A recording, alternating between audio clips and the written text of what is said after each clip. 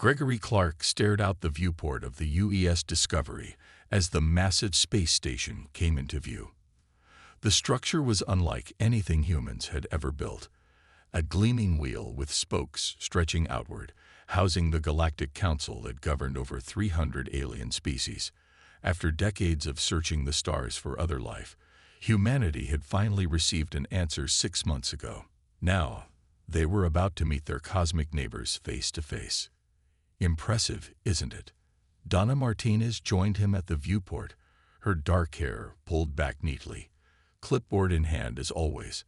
As his diplomatic assistant, she had spent the last 3 months memorizing every scrap of information about the alien cultures they might encounter. Gregory nodded, tugging at his collar. Let's hope they find us equally impressive. Captain Frank Bennett entered the observation deck, his military posture never relaxing even after the 2-week journey from Earth. Ambassador, we've received docking instructions.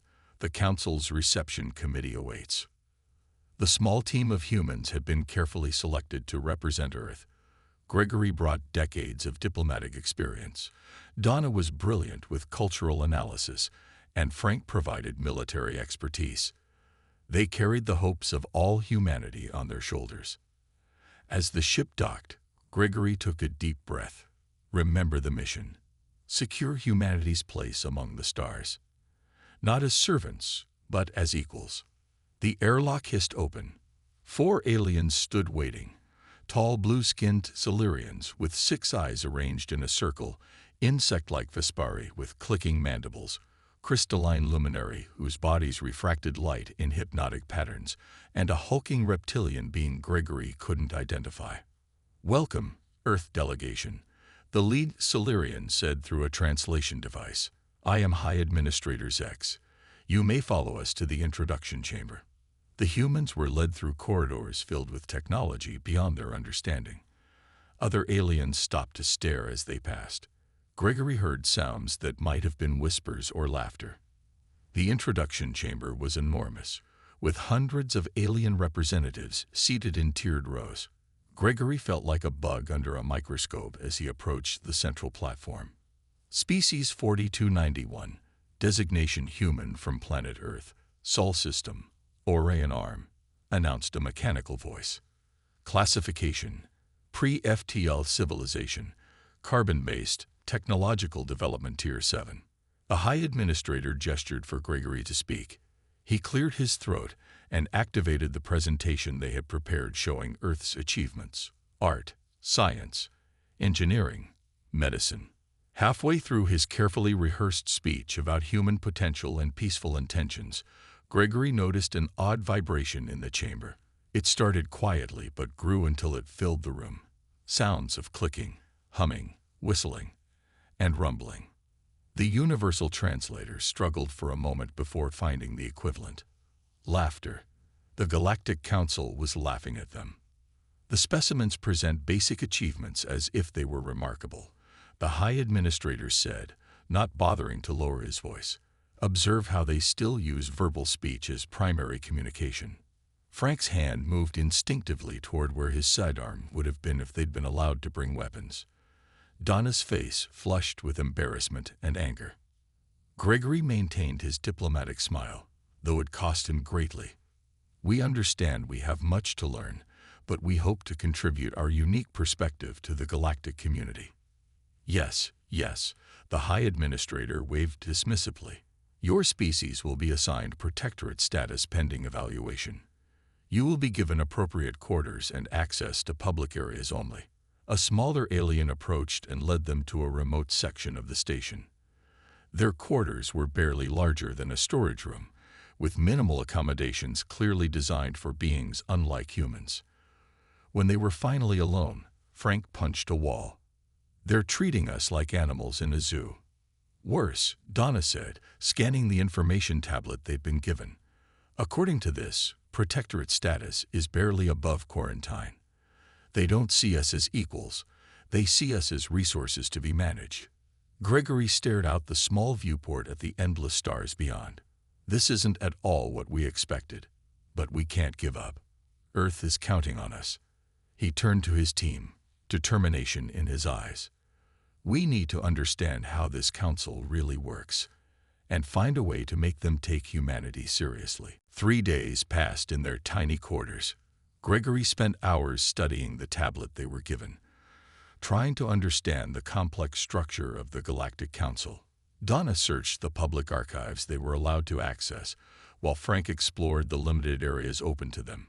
"I found something important," Donna said, rushing into their common room. Her eyes were wide with worry. "These protectorate worlds they want to make us, they're not partners. They're basically farms." She showed them images of planets stripped of resources, native species confined to small areas, while alien mining operations covered most of the surface. "The Exilirians take the most valuable resources," she explained. "Then they protect these worlds from other aliens who might want to do the same thing." Frank slammed his fist on the table. "We're not going to let that happen to Earth." Gregory nodded. "We need allies, or at least more information. Our clearance level is too low to access anything useful." "I might have found someone who can help," Frank said. "There's a security officer named Kraz. He's a Centaurian. Looks kind of like a cross between a bear and a wolf. He actually treated me with respect when I got lost yesterday." The next day, Frank introduced Gregory and Donna to Kraz in one of the station's eating areas. The large, furry alien spoke in a low rumble. "Humans. New to space. Reminds me of my people before the Exilirians came." Kraz leaned closer. "Council, not what it seems. Pretty words hide ugly truth." "What truth?" Gregory asked. "Council pretends to be fair, but big species control everything. Exilirians most powerful. They see new species as either useful or dangerous." Kraz's yellow eyes narrowed. "They think humans might become dangerous someday. That's why they laugh, to keep you weak in your mind." Over the next few days, Kraz helped them learn more about how the Council really worked.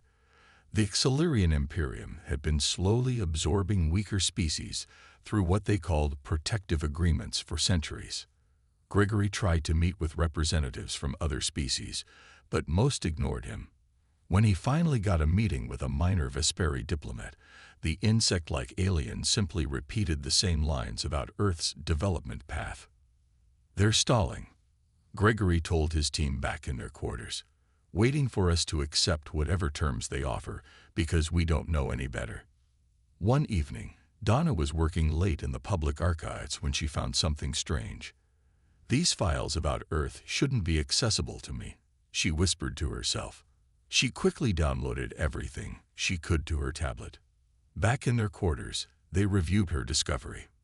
"This can't be right," Frank said as they looked at the data. "According to these reports, the Exilirians have known about Earth for over 50 years. Not just known about us," Donna pointed out. "They've been actively jamming certain signals, preventing us from developing faster communication technology. They've been keeping us isolated on purpose." Gregory studied a map showing proposed mining sites across Earth's solar system. "They've already planned exactly how they'll divide up our resources. And look at these zones marked for human habitation. They're planning to restrict us to less than 30% of Earth's surface." A soft knock at their door made them all freeze. Frank moved to stand between the door and his teammates. When it slid open, a glittering crystalline being stood there, a luminary. "I am Seraph," the crystal alien said, its voice like chimes in the wind. "You are in grave danger. The Exilirians fear your kind more than you know." The alien's body pulsed with soft blue light. "I must speak with you about why the most powerful empire in the galaxy is afraid of a species that has barely left its own planet." Seraph's crystalline body glittered as the luminary entered their small quarters. The door closed quickly behind the alien. "I risk much by coming here," Seraph said, voice like soft bells. "The Exilirians monitor all contact with new species." Gregory gestured to a seat. "Why would you take that risk?" "Because balance must be maintained. The Exilirians have grown too powerful." Seraph's body pulsed with gentle light. "They fear your species for a simple reason. You evolved too quickly." Frank crossed his arms. What do you mean? Most species take thousands of years to advance from basic tools to space travel. Humans did it in mere centuries. Your adaptability frightens them. Donna leaned forward. That's why they've been watching us. Yes, they have a standard procedure for handling potentially threatening species, slow their progress, then absorb them before they become dangerous. Seraph's light dimmed. It has worked many times before. Gregory felt cold dread spreading through him. And Earth is next. Unless you can prove your value to the wider council, not just the executive committee controlled by the Silurians. After Seraph left, the team worked through the night. With Kraz's help, they gained access to restricted areas of the archives. Donna discovered more files on Earth and on other species who had faced similar treatment. The Silurians have done this at least 7 times before, she told the others. They identify species with unusual potential, isolate them, then move in when they're vulnerable. Gregory looked grim. We need to present this evidence to the full council. That won't be easy, Frank said. We'd need formal standing to request a hearing. The next morning, they were eating breakfast when Linda Howard, the quiet cultural specialist on their team, joined them. She had spent most of her time observing various species throughout the public areas of the station. There's something strange about how different species interact here, she said softly. Many fear the Silurians but won't admit it openly. I think there might be others who would help us if they could. Before they could discuss further, their door slid open. 6 Silurian security officers entered without warning. You are accused of unauthorized access to restricted information, the lead officer announced. Your quarters will be searched and all data devices confiscated. Under what authority? Gregory demanded, standing to face them. Security Protocol 17B, potential threat species engaging in espionage. The officers took their tablets, communicators, and even the notes Donna had written by hand. One of them pushed Frank when he protested, nearly starting a fight before Gregory stepped between them. After the Silurians left, the humans stared at each other in shock. They took everything, Donna whispered. All our evidence. This is worse than just losing information, Gregory said. That's security protocol they mentioned. I read about it. If a new species is classified as a security risk, the Council can authorize immediate military intervention. Linda's eyes widened. They could attack Earth. They could claim they need to contain the threat we pose. Gregory paced the small room. We need to stop this before they complete the classification process. A soft chime sounded at their door. Frank opened it cautiously. A small blue-skinned alien with large eyes stood there. I am Nori of the Naiads, the alien said in a bubbling voice. Kraz sent me. You need help, yes. Why would you help us?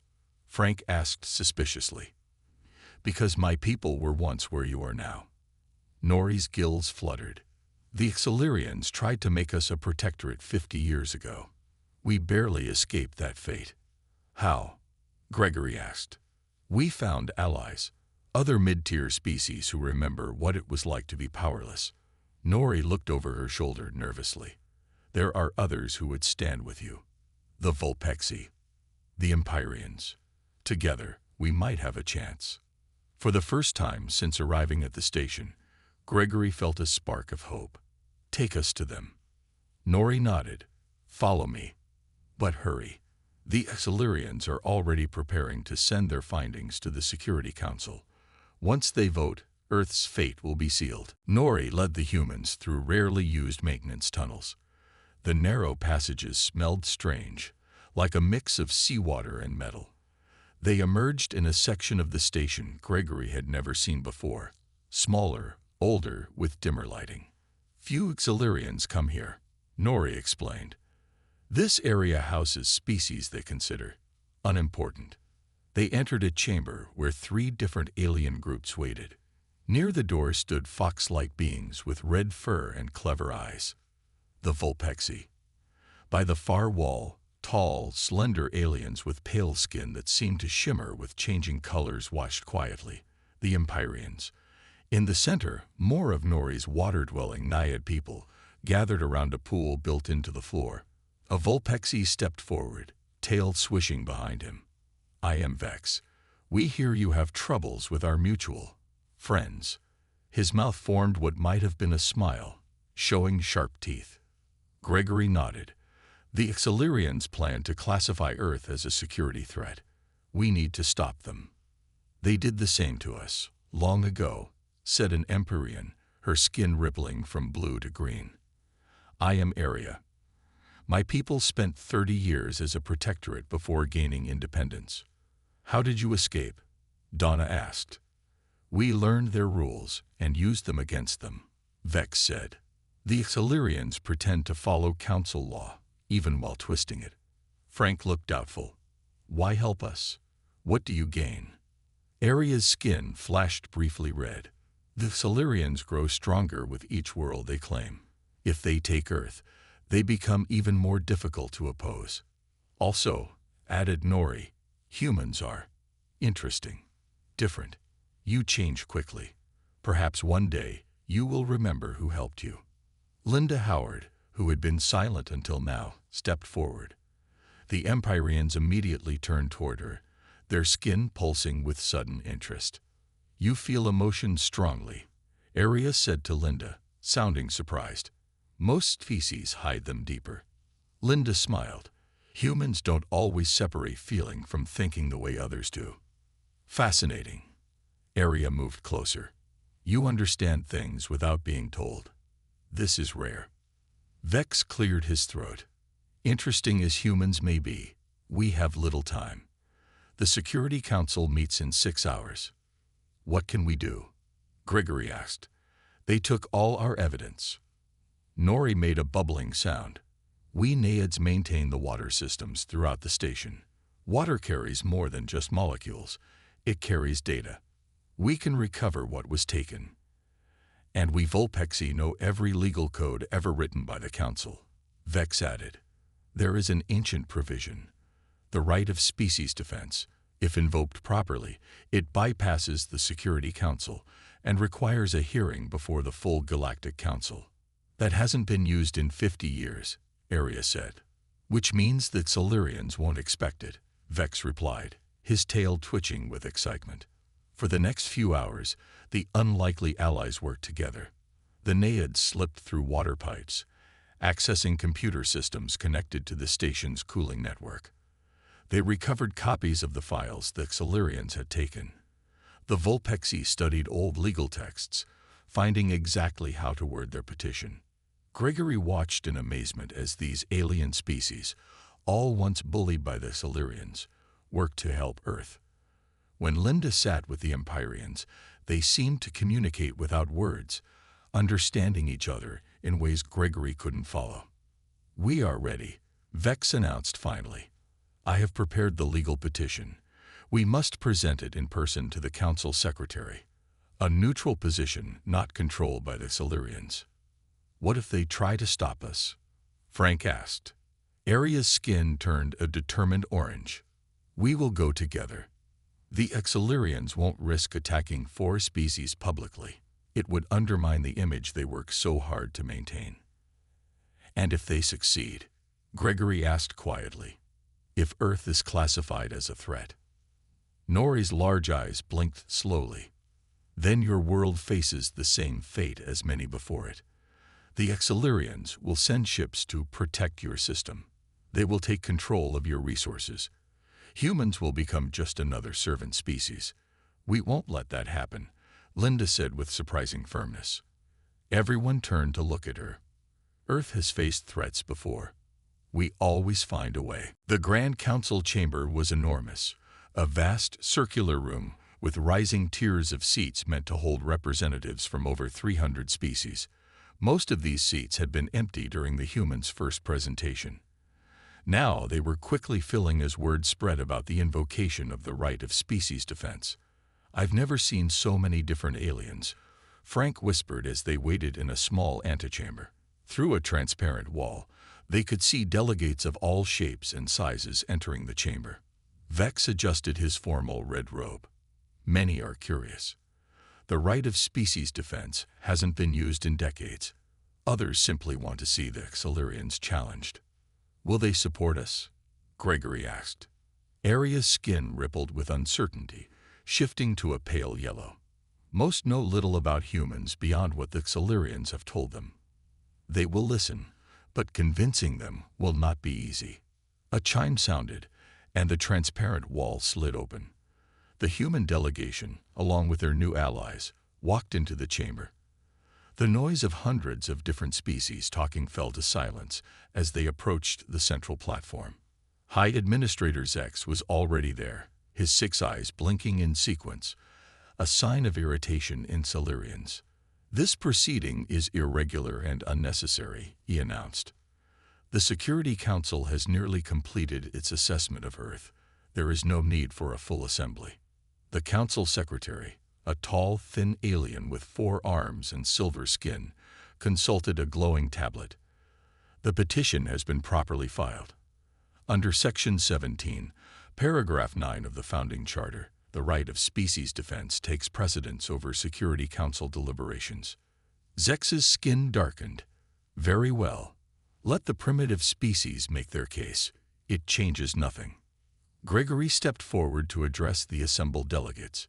He spoke clearly about humanity's peaceful intentions, their desire to join the galactic community as equals, and the unfairness of being classified as a threat without proper representation. He was just beginning to present the evidence they had recovered when Zex interrupted. What the ambassador fails to mention is his species' violent history, the Xelerian said. The large screen behind him displayed images of Earth's wars, environmental damage, and weapons. Humans fight among themselves constantly. They destroy their own environment. They develop weapons before developing wisdom. Murmurs spread through the chamber as many delegates viewed the images with concern. All developing species have conflicts, Gregory countered. We learn from our mistakes and grow. Do you? Zex pressed a control, and new images appeared, simulations showing human expansion into space. Our models predict that an unchecked human presence would result in instability across multiple sectors. Their rapid development and aggressive resource consumption make them a clear threat to galactic peace. Despite Gregory's best efforts, the mood in the chamber was turning against them. The Xelerians had clearly prepared extensively for this moment, showing carefully selected information that made humans appear dangerous and unpredictable. After an hour of debate, even their allies looked worried. Vex whispered to Gregory, "This is not going well. The Xelerians have convinced many that humans are too unstable to be trusted." Frank's face was grim. So this was all for nothing. Earth becomes a protectorate anyway. There must be something else we can do, Donna said desperately. Linda Howard, who had been watching the proceedings quietly, suddenly stepped forward. "I request permission to address the council," she said, her voice clear but not loud. Gregory looked at her in surprise. Linda had been their cultural observer, not a diplomat or speaker. She had always stayed in the background during official functions. "Linda, what are you doing?" he whispered. "Trust me," she said simply. "I understand what they're really afraid of." The council secretary looked at Linda with interest. "The human requests speaking permission. Does any delegate second this request?" For a moment, there was silence. Then Aria of the Empyreans stood, her skin glowing bright blue. "The Empyreans second this request." Zex's eyes blinked rapidly. "This is highly irregular. This human has no diplomatic standing." "The request has been properly seconded," the secretary ruled. "The human may speak." As Linda walked to the center of the platform, Gregory held his breath. Everything now depended on what this quiet woman would say to the assembled powers of the galaxy. Linda Howard stood alone in the center of the vast chamber. She was not tall or imposing like Gregory, nor did she have the military bearing of Frank. She was simply a middle-aged woman with kind eyes and graying hair. For a moment, she looked at the hundreds of alien faces watching her. Then she began to speak. "I am not a diplomat," she said, her voice soft but clear. "I study cultures. I learn how different people see the world. Since coming here, I've been watching all of you. A few delegates shifted uncomfortably. The Silurian High Administrator Zex made a dismissive gesture. Is this relevant? Yes, Linda said calmly, because what I've seen is fear, not just from small species afraid of the powerful, but from the powerful afraid of change. The chamber grew very quiet. You've shown images of human wars and called us violent. You're right. We fight. We hurt each other. We make terrible mistakes. Linda nodded toward the screens still showing Earth's conflicts. But what you fail to understand is that we know this about ourselves. She walked slowly around the platform. Every human story, from our oldest myths to our newest entertainment, is about our flaws and our struggles to overcome them. We don't hide from what we are.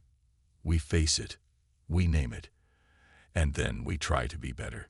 The Empyreans were leaning forward now, their skin rippling with interest. Even some of the Silurians seemed to be listening. You fear us not because of what we've done, but because of how quickly we change. In a single human lifetime, we went from the first powered flight to landing on our moon. In another lifetime, we transformed from isolated nations to a global civilization. We communicate instantly across our world. We cure diseases that once killed millions. Linda activated the display system. The recovered files from the Silurian surveillance appeared on the screens, charts showing humanity's rate of change compared to other species. These are your own studies, she said, looking directly at Zex.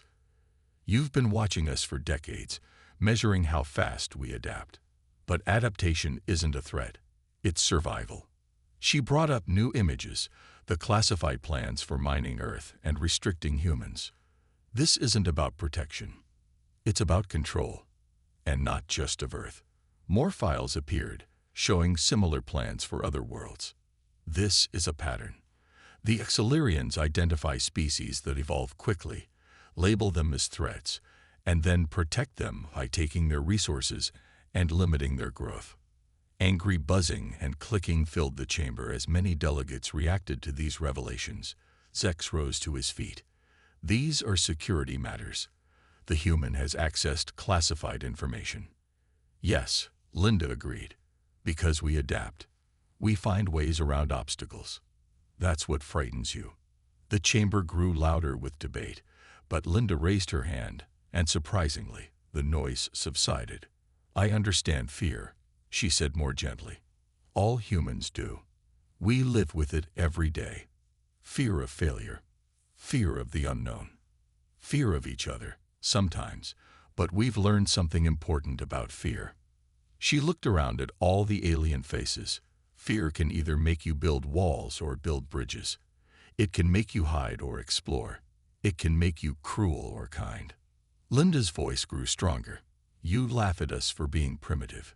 You mock our technology and our struggles.